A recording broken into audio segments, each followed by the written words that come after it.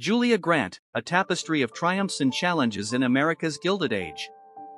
Julia Dent Grant, often remembered for her role as the First Lady of the United States alongside her husband, President Ulysses S. Grant, lived a life filled with both intrigue and admiration. Beyond her public image as a devoted wife and mother, Julia's life was dotted with moments that were, by turns, scandalous, shocking, and utterly fascinating. Here, we delve into 10 of the most remarkable and lesser-known facts about her, each shedding light on the complexities and contradictions of her character and the times in which she lived. Fact number 1. Early life and education. Julia Boggs Dent was born on January 26, 1826, near St. Louis, Missouri, into a well-to-do family. Her father, Frederick Dent, was a successful merchant and planter, which afforded Julia a comfortable and privileged upbringing. Despite her affluent background, Julia was described as an indifferent student during her 7 years at the Mrs. Morrow's boarding school in St. Louis. However, this education, combined with her family's social standing, equipped her with the poise and self-assurance that would become her hallmarks in later life. Her early life at the Whitehaven estate, surrounded by the complexities of a slaveholding society, would also shape her perspectives and relationships in the years to come. Number 2. Unlikely romance. Julia Dent met Ulysses S. Grant in 1844 through her brother, Fred, who was Ulysses' West Point roommate. The beginning of their relationship was marked by Ulysses' modest financial prospects, which caused concern for Julia's parents. Despite the social and economic hurdles, their courtship persisted with a deepening bond that was nourished through extensive correspondence. They married on August 22, 1848, in a ceremony that signified the union of Julia's Southern heritage with Ulysses' more humble origins and Northern affiliations.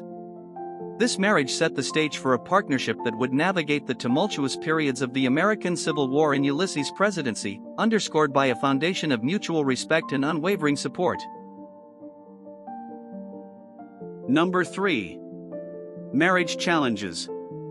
The early years of Julia and Ulysses' marriage were fraught with financial difficulties. Frederick Dent's wedding gift of 80 acres of land to the couple did not lead to the prosperous farming venture they had hoped for.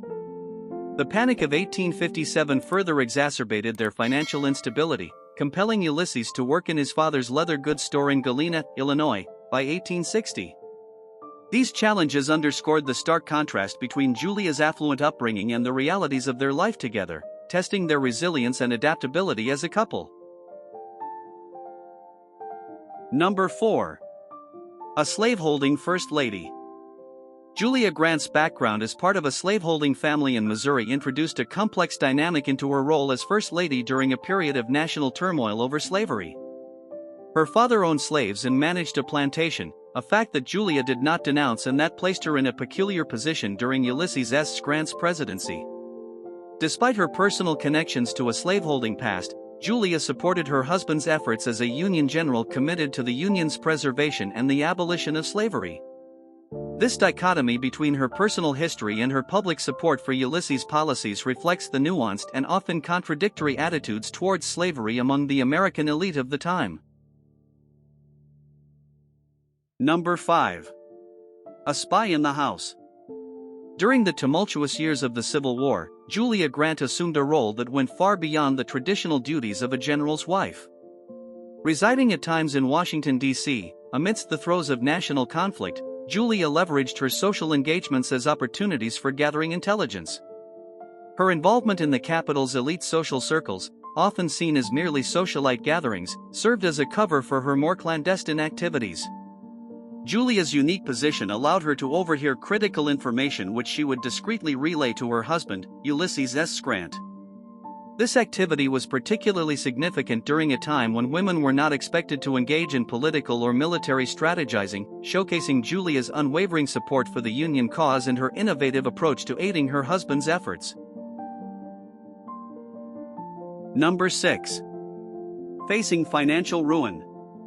After Ulysses S. Grant's presidency, the Grant family faced severe financial difficulties.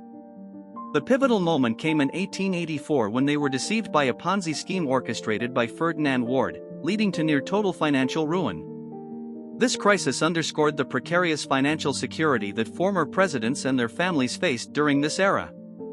In response to this dire situation, Julia played a critical role in encouraging her husband to pen his memoirs. Despite Ulysses suffering from terminal throat cancer, he completed his memoirs shortly before his death in 1885. Published by Mark Twain, the memoirs were a critical and commercial success, securing the Grant family's financial future and ensuring Julia's comfort in her later years. Number 7. A pioneer of civil rights? Julia Grant's stance on civil rights and racial issues was complex and reflective of her upbringing in a slaveholding family. Despite this background, she supported her husband's efforts during the Reconstruction era to protect the rights of freed slaves and to reunify the nation. Julia's views on race and civil rights evolved over time, and she is noted for moments of progressive thought, considering the era she lived in. However, her perspectives and actions in regard to racial equality and civil rights have been a subject of debate among historians, illustrating the nuances of her character and the contradictions inherent in her societal position. Number 8. The White House Hostess. As First Lady, Julia Grant transformed the role of the White House hostess, bringing an unprecedented level of elegance and sociability to the executive mansion. Her lavish dinners and receptions not only became the talk of Washington but also set new standards for how the White House should entertain. Julia believed that the president's residence should exemplify warmth and grandeur, reflecting the nation's prosperity and cultural sophistication. Her approach to her role influenced the expectations placed on future First Ladies and left a lasting impact on the social fabric of the White House. Through her efforts, Julia Grant made the presidential home a center of American cultural life, blending the political with the personal in a manner that was both innovative and influential for her time. Number 9.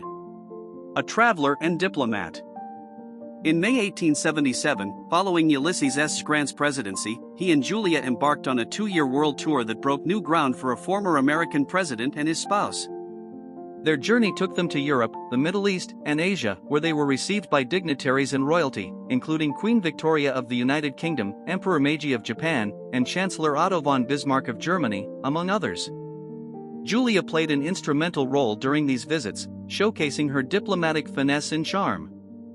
Her ability to engage with both high-ranking officials and the general populace alike not only endeared her to many but also significantly boosted the international reputation of the United States during a crucial period of its development. Number 10. A Memoir That Never Was.